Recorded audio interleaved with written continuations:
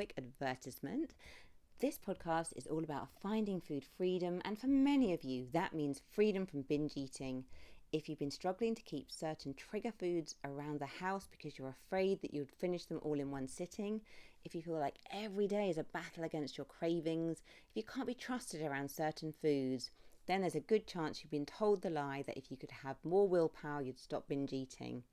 There's one person who gets it. It's Sabrina, intuitive eating coach and founder of the Food Freedom Academy. Sabrina Magnan was a guest on our show a few weeks ago to talk about her story battling with disordered eating and chronic dieting. She knows the loneliness, shame and isolation that come along with struggles with binge eating, something that she battled for years of her life. And she was always told that if she had more self-control, tried harder, stuck to her plan better, or just cut her trigger foods out, she would be able to stop binge eating. But what she came to find out was that willpower was not the solution. In fact, the more willpower you try to have, the worse the behaviour can get. And now, after finding true food freedom and completely overcoming binge eating, Sabrina is pulling back the curtain on what it truly takes to break free from the binge cycle without using willpower, and her brand new free 7-day intuitive eating challenge. During this 3-part challenge, you're going to discover the 3 top reasons you binge eat and actionable strategies to overcome them. Imagine feeling at peace around food, eating your favourite foods without fear of losing control, regaining your confidence and no longer letting food control your life. Join a community of like-minded individuals who understand your struggles, led by an expert coach who's been where you are and knows the path to freedom. You deserve more than quick fixes and band-aid solutions. This free challenge will give you the tools and guidance to overcome the root causes of your binge eating. Sabrina's challenges are known to be truly life-changing, and this is her best one yet. To sign up, you can go to the link in our show notes or head to the link www.sabrinamagnan.com/binge challenge. Link in the show notes. Hello and welcome to the Eating Disorder Therapist podcast. This is a podcast to help you find peace with food and overcome disordered eating. And I'm Harriet Frew, aka the Eating Disorder Therapist. And I'm so excited to share with you all kinds of stories, tips, information and guest interviews to help you on your journey in finding peace with food. So thank you so much for listening today. So today I want to talk about when you're feeling really anxious about socializing due to body image and how you look. So maybe you've been invited to something, you just don't know what to wear, you feel that nothing fits you as you would like it to, you feel self-conscious, worried that others are going to be judging or looking at you, and maybe you're on a recovery journey and your body has changed a lot since the last time people saw you, so you fear others noticing and you feel under a spotlight and you just don't want to be under the spotlight at all. Now, of course, although it's sorely tempting to stay indoors at home, to decline the invitation and watch Netflix in the safety of your 4 walls, this probably isn't the optimal thing for your mental well-being, and it will likely exacerbate the anxieties even more. I think what tends to happen is when we isolate and hide away and avoid things, we tend to lose confidence and can be at the risk of isolating ourselves further. So what to do? So I'm going to talk about 7 tips to increase body confidence, get out of your head and help you to create some memories and just generally feel better. Okay, so number 1 tip is focus on how you want to feel when you're out. So rather than focusing on how you're going to look, all the other kind of noise and chatter in your head, think about how you would like to feel. Think about the memories you would like to create, the people at the event that you actually like to talk to and share with. If there's music or entertainment, think about the bits about that you might really enjoy, or if there's kind of music or something going on. So think as well about the experience of being somewhere different, being out of your house, being out of the 4 walls. Think about it and what it would mean for you if it was something that was going really, really well. And in the days before you go, I would say about a week before, spend 5 minutes writing down how you want to feel, okay? So really get into that kind of sense of how you want to feel. Think about the senses, the sights, the sounds, the taste, the smell, the feeling. Think about how you really, really want to feel. And think about feeling peaceful, calm, happy, and being relaxed whilst you're there. And then in the subsequent days leading up to the event, just spend a few minutes reading over what you've written down. Okay, now what will happen then is by the time the day arrives, these feelings will already sort of be embedded in your unconscious, and you'll be able to step more into that visualized place. You'll be able to embody the more confident and relaxed version of yourself.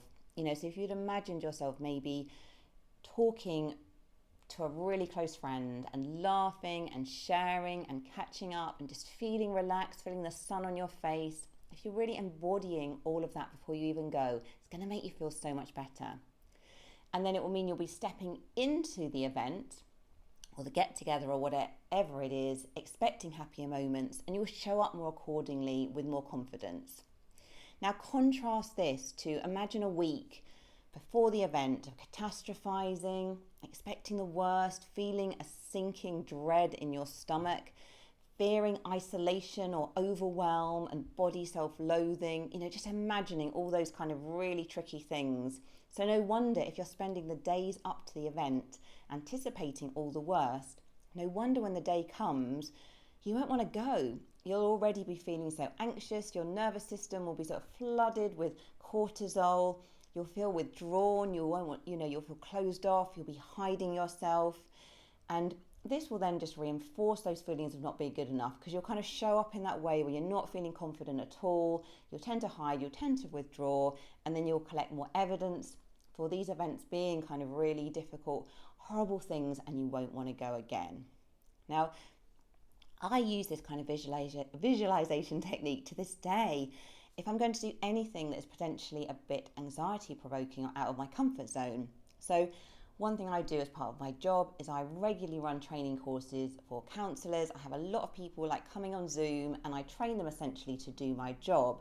And I always do feel a little bit of anxiety in the week before I'm about to run one of these events. And I think potentially for me, a bit of anxiety is a bit helpful, partly helpful. It helps me kind of be prepared, get focused, get in the zone.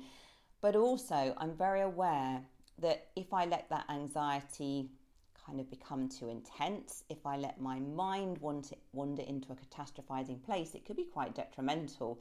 So in the week before, I'm always thinking about bringing inspiring content to the training. I'm thinking about connecting with my audience. I don't spend any energy on expecting the worst or anticipating things going wrong. I imagine Zoom just working really smoothly and easily. I imagine kind of showing up with a lot of energy, a lot of confidence. I imagine people responding well to me. And then because I'm in that mindset days before the event, by the time it actually comes, I'm just really stepping into that place that my mind has almost prepared me for several times before. And then that becomes more and more of a habit now as well. So now if I even think about running an event, I don't tend to go to an anxious place so much. I tend to be more anticipatory, excited, looking forward to it. So this is a great tool we can use with so many things. So I'd really encourage you to have a go. If you've got something coming up, really just anticipate things going well, and really anticipate yourself feeling calm and peaceful and playful and happy and all the good feels. Okay, right, it sounds like it's a jet going past in the background. It's usually a jet or a cat meowing or something, or the washing machine, so hopefully you didn't hear that. Okay, number 2, body language. So things like smiling, standing tall, and putting your shoulders back. Now, whatever you're doing right now, if you're able to, stand up, obviously not if you're driving, put your shoulders back, smile, have your feet firmly rooted on the ground. You'll probably find you immediately feel a bit better, okay? And I know myself actually, when I smile, I immediately feel a bit better, okay? Now, I'm not talking about faking it and suppressing our negative feelings constantly or anything like that. I think there is room for all the feels, and we need to be able to kind of, we don't want to be putting on a positive front and in a kind of toxic way. But I think as a tool, this can really help us. If we're not feeling confident about something, we can think about how we use our bodies to step more into a confident place. Okay, so just altering your body language alone will improve your confidence and mood, and it will help you exude confidence even if you don't feel it. I think what's really important as well is wear something that you feel comfortable in and wear something that you like. You don't want to be wearing something that's uncomfortable or it's digging in or it's making you feel self-conscious. And if you need to, buy some new clothes in the size that you are right now, okay? It doesn't mean that you're going to be this size forever. Of course, I'm all about people being their optimal kind of set point, happy place for their body. I think that's a healthy thing, it's important. And that is so individual for anyone, and that's independent of BMI and all of the stuff. But I think it's really important to wear something that you feel comfortable in now, that you feel nice in now, because there's nothing more triggering for poor body image than wearing something that is too small or it's digging in. We've all been there. It's not good. Number 3, how you look in the mirror is really important as well. So when we look in the mirror, often if you've got disordered eating, you struggle with poor body image, you tend to look in the mirror and you look at your perceived worst body part and you pay so much attention to that. You don't look at your whole body, you don't look at the background. You're kind of collecting evidence for my body is not good enough, okay? And of course then you don't feel very good. And I think about when I look in the mirror, I can look at my eyes, my hair, maybe my arms, parts of my body that I'm more accepting of, and I can feel relatively peaceful. Or I could look in the mirror and I could look at my loose skin after having babies, or I could look at my thighs that have cellulite on, or I could look at my body and think, oh, it's really out of proportion, I'm so pear-shaped. But how we look in the mirror is so important, okay, because what you tend to focus on expands, and it's really important to look at yourself as a whole, be able to celebrate your strengths and qualities, and putting the critical eye on anyone. We could find something to criticize anyone's body about if we wanted to. Human bodies are not perfect things, okay? So think about how you look in the mirror. Be kind to yourself, be compassionate to yourself, and I guess as well think about what your body can do as well if that is a helpful strategy for you. So time for a short advertisement break. I know we talk a lot about food freedom on this podcast and how important it is to take care of yourself mentally and physically as you learn to navigate a culture inundated with toxic messaging. One of the best ways you can take care of yourself is through exercise, but I know it can be really hard to find an exercise program that isn't rooted in these toxic messages and doesn't feel triggering. Well, I recently met Katie, the owner of an amazing new exercise company called WeShape. And WeShape doesn't just focus on calorie counting, tracking how much you work out, or making you feel bad about your body to get you motivated. Instead, they create a customized exercise routine for you that helps you connect with and care for your body rather than feel pressure to change it. They help you learn to set intentions that come from a place of self-care rather than self-judgment, and they support you every step of the way with an amazing community and live coaching so you can make exercise a self-care practice that helps you feel better in your body and about your body. Plus, they're giving listeners of the show the chance to try it out for 2 full weeks for free. Just head on over to www.weshape.com/freedom or check out the link in the show notes today. Number 4, avoid any self-sabotaging behaviours in the lead up to the social event. Okay, so if you're going out the weekend and it's the Monday before, you don't want to be weighing yourself, doing lots of scrolling on social media or looking on Facebook at your friends, measuring yourself, looking in the mirror, doing all those self-sabotaging behaviours that we know are not going to make you feel good, because these things are a recipe for poor self-esteem and feeling rubbish.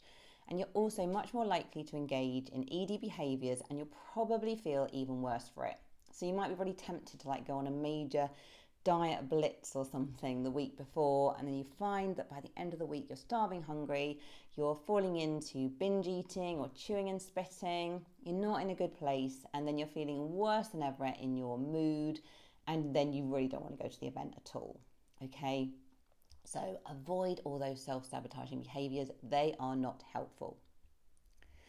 Number 5, wake up in the morning and write down 5 things that you appreciate about your body that are nothing to do with aesthetics. Okay, so the good old body neutrality, valuing your body for what it can do, recognizing that in 10 years' time, you're probably going to long for the body that you have today, being able to appreciate the things that are great about your body, its amazing physiology, the fact that you can hopefully run for the bus or touch your toes or be mobile. We take all of these things so much for granted, and it's so important, I think, just to remember actually just what a blessing it is to have a moving, functional body. and to be able to acknowledge that. And of course, for anyone listening who is suffering with chronic illness, who has a disability or isn't able to move their body in an easy way or feels very sort of held back by their body, I completely take on board that this is incredibly challenging to be able to do.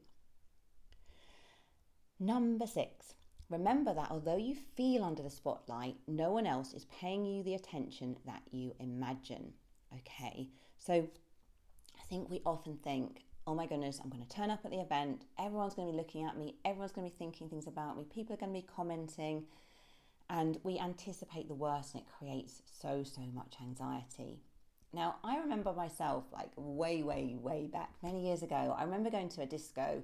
I think it was either my GCSE year or lower sixth, and I remember having nothing to wear. At least that's how it felt. I'm sure I probably did have some things to wear, but you know that feeling when you have got probably stuff, but you just feel like you've got nothing to wear that's nice. So I really didn't want to go. I felt self-conscious. I felt really frumpish.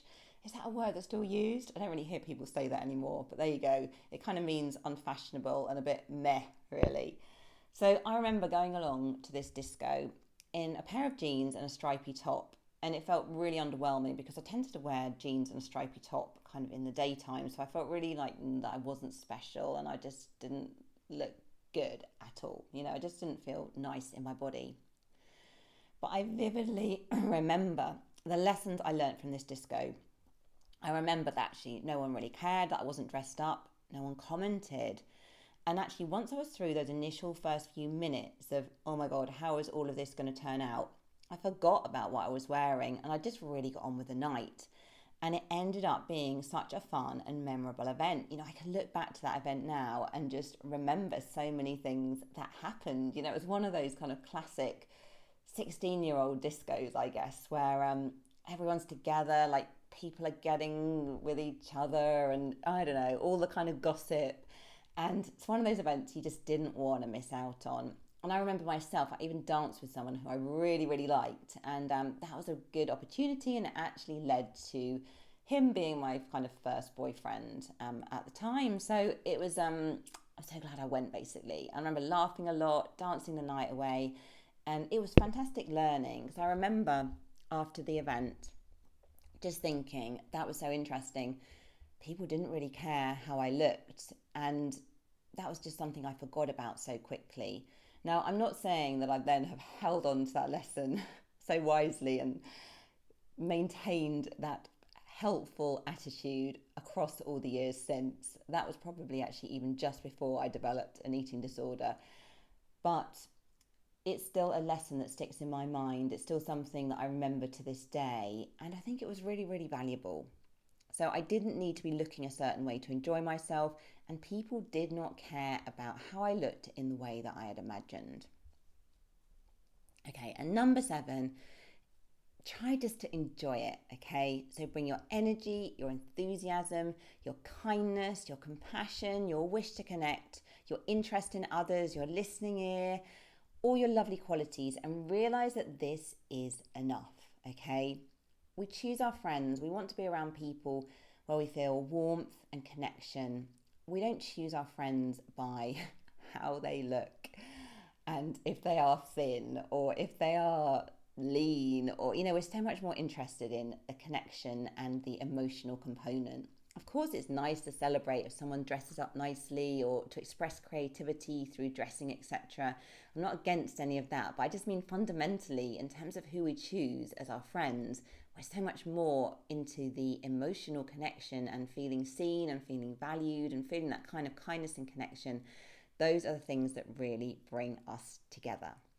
Okay, so I hope you enjoyed this episode and it's given you a few things to be thinking about as we sort of come to the end of the summer.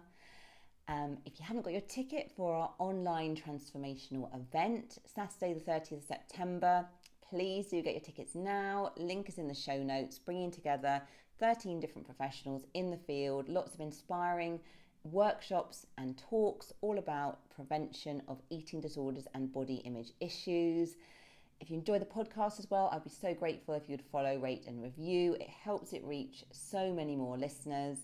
And thank you so much for listening. And I look forward to sharing another podcast episode with you very soon.